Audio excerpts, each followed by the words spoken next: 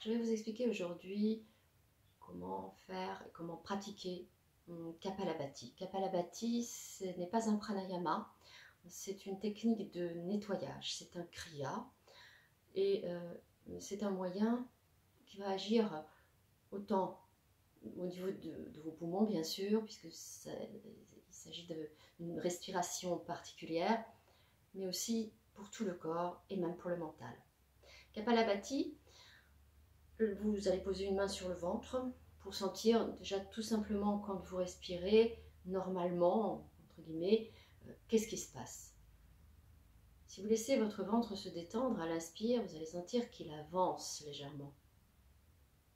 Et à l'expire, pour expulser l'air hors de vos poumons, eh bien vous allez un petit peu mobiliser vos abdominaux, donc le ventre, vous allez sous la main sentir qu'il recule. La main, elle est juste là en contrôle, pour prendre conscience de ce qui se passe.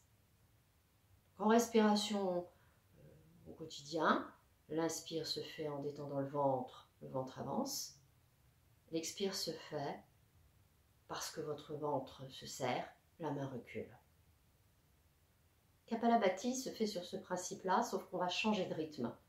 L'inspire se fera lentement, vous sentirez que la main avance, et l'expire se fera bouche fermée, avec un coup sec, comme si vous vouliez expulser vigoureusement l'air hors de vos poumons. Ça va donner ça. J'inspire, j'ai expiré. J'inspire à nouveau, et j'expire.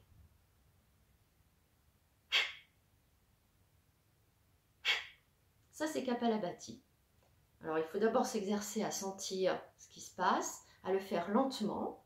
Après ça, vous pourrez éventuellement en faire une petite série. Une petite série de 5, 6, 10. Et quand on a l'habitude, on en fait plus. Mais allez-y doucement, parce que l'inconvénient de cette respiration, c'est que ça peut vous faire tourner un peu la tête. D'ailleurs, le nom n'est pas étranger à cela. Kapala veut dire tête et Bhati veut dire nettoyage. Donc nettoyage de la tête.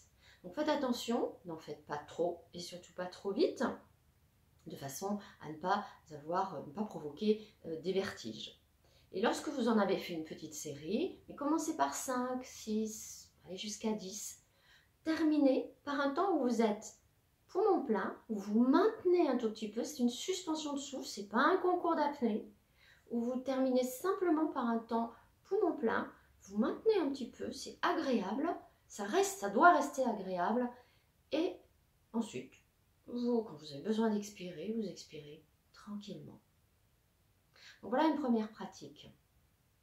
Une deuxième pratique pourrait être de pratiquer un pranayama. Pranayama, c'est quand on contrôle sa respiration. Le pranayama qui pourrait être intéressant actuellement pour réchauffer le corps, c'est Surya Bedana.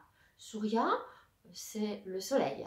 Bedana, c'est la percée de la narine solaire. Vous le savez, en yoga, la symbolique lunaire et solaire nous permet de prendre conscience de nos polarités d'énergie en nous.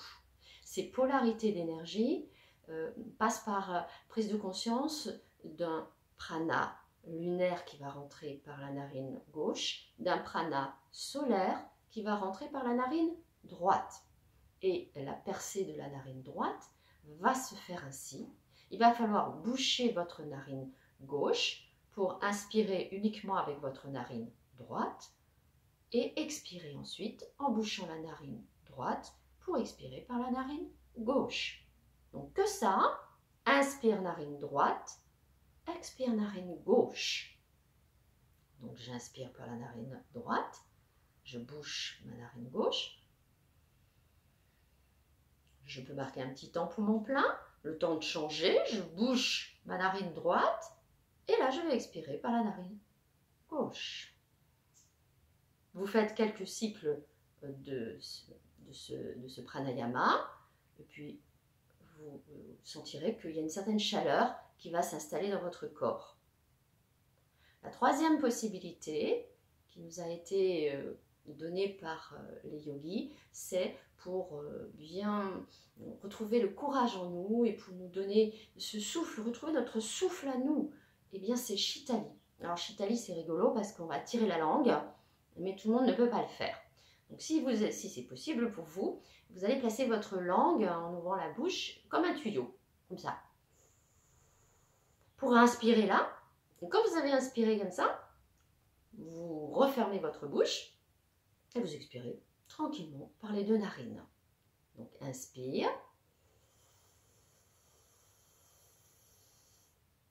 Je rentre ma langue, je la sens fraîche et j'expire tranquillement par les 2 narines, bouche fermée. Si on ne peut pas placer la langue comme un petit tuyau, il paraît qu'il y a un certain nombre de personnes, c'est génétique, ne peuvent pas. Donc c'est pas grave, il y a d'autres moyens. Il suffit de placer le bout de la langue juste sur la pointe, derrière les incisives, vers le palais. Et la bouche légèrement entrouverte, vous inspirez ainsi. Puis vous fermez la bouche quand vous avez inspiré, pour expirer tranquillement par les 2 narines. Voilà une pratique qui combine d'abord un nettoyage, un kriya, kapalabhati, et puis 2 pranayamas qui peuvent vous permettre de bien démarrer votre journée. Bonne pratique. Je salue le divin qui est en vous.